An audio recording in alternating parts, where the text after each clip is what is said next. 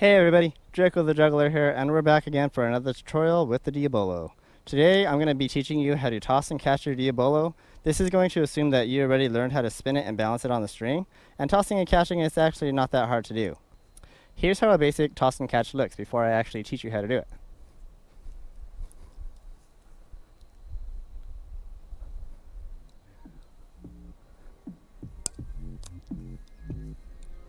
You're going to notice a few things. When I go for the toss and catch, what I'm doing is I have my Diabolo spinned up, I'm going to pull the hands directly out and make the string tight.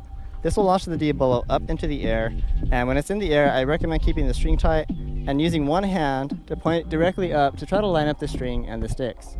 It'll be a lot easier to catch the Diabolo at the end of the sticks and string than in the middle and trying to guess where the string is, because you're going to have a lot more hand-eye coordination by using that end of the stick.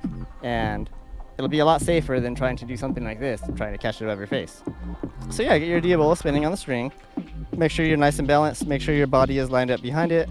When you want to go for the toss, pull your hands apart, point your hand up and line the string and sticks, and then bring your hand together to catch it and spin it up again. Try to see if you can toss it once. Try to see if you can toss it twice.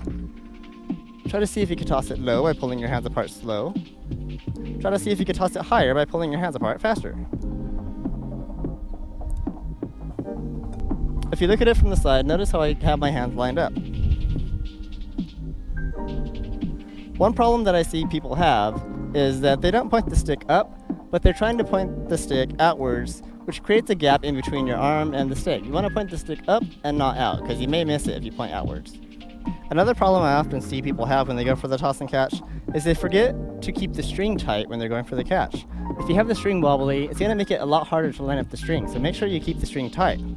Another thing I also see is people go for a toss, they get a pretty good toss, and when they go for the catch, they forget to put their hands back together. And if you don't put your hands back together, the Diabolo is just going to bounce off to the side, so make sure you bring those hands immediately together when you go for the catch. So yeah, now that you know the basics, try to play around with it. Try to see if you can toss it low, try to see how many times you can toss it and catch it. See if you can go for a higher toss every time. Even see how high you can toss it, just give it a nice high toss, and then go for the catch. You could do a lot of things with your high toss. You could do a 360. You can do a jump rope. Catch it behind your back. There's so many basics that you can do just from that basic toss and catch. So many variations just on that.